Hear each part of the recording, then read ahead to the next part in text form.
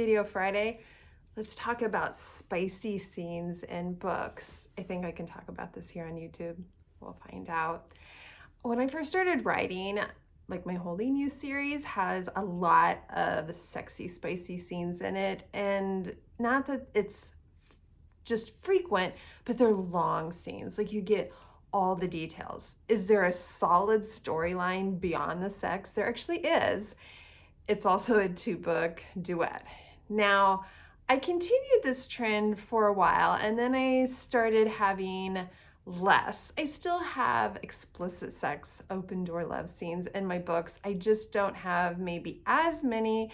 And when I do have them, they're maybe not as long. Or for me, there has to be some meaning as to why I am giving you all the details of this intimate scene beyond just corn.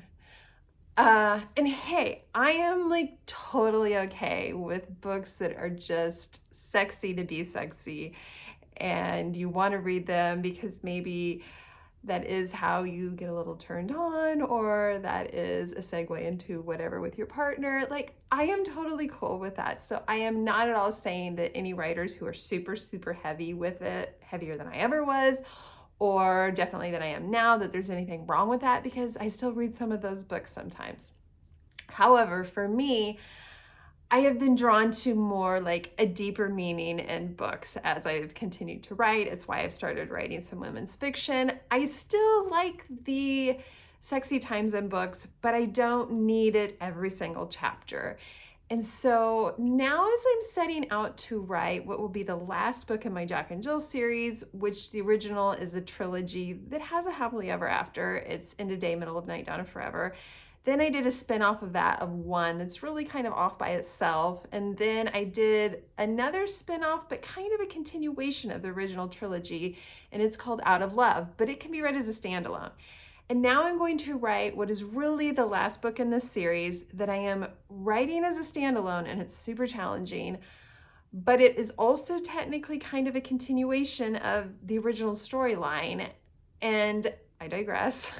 I'm thinking now about like the spice level to this book, because the original series, End of Day, Middle of Night, Dawn of Forever, those are 3 books. I'm saying it so quickly for anybody watching this who's new to me.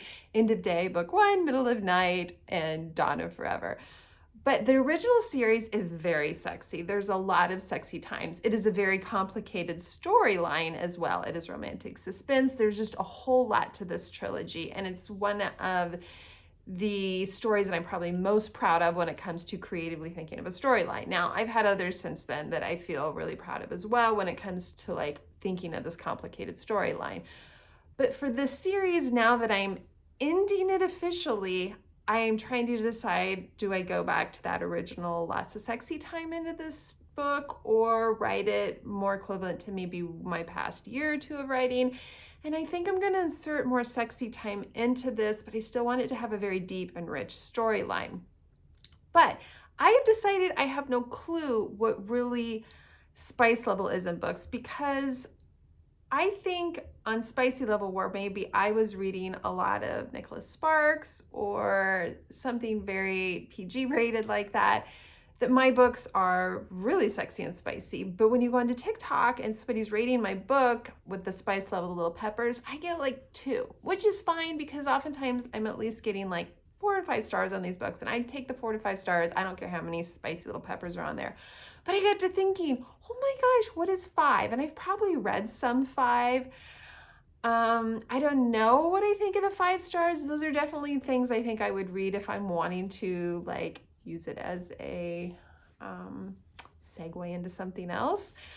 But for me, I don't know if that is my jam, writing just straight up 5 pepper books. I don't even know if I could. I mean, I feel like if their bases like first base, second base, third base, home run, well, your home run is like 4 peppers, but then there's a 5th pepper there. So what is the 5th pepper? Is this like a pop-up book?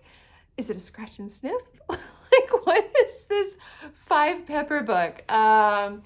Anyway, that's what I kind of had on my mind lately. So comment below, how do you feel about spice level in books? Like, what do you read books for? Do you read them for the spicy scenes, or do you read them for more the storyline, and the spicy scene is like this added bonus? Like for me, I wish The Notebook would have had spicier scenes in it, but I loved the Notebook story. Or even when I read like a Dan Brown book or some type of mystery book that doesn't really have a romance to it, I kind of wish there was a little bit of a romance in it with like maybe 1 or 2 spicy scenes. It would just make it like perfection for me.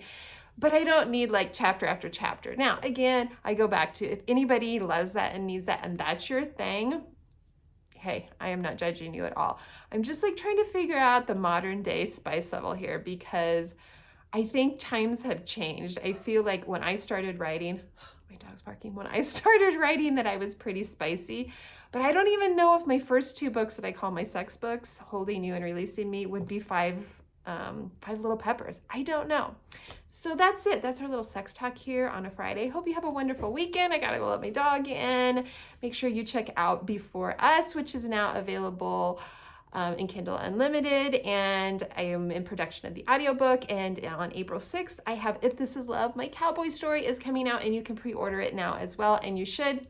That is it, you guys. I gotta go get Miss Swayze. I can't talk. That's it. Bye.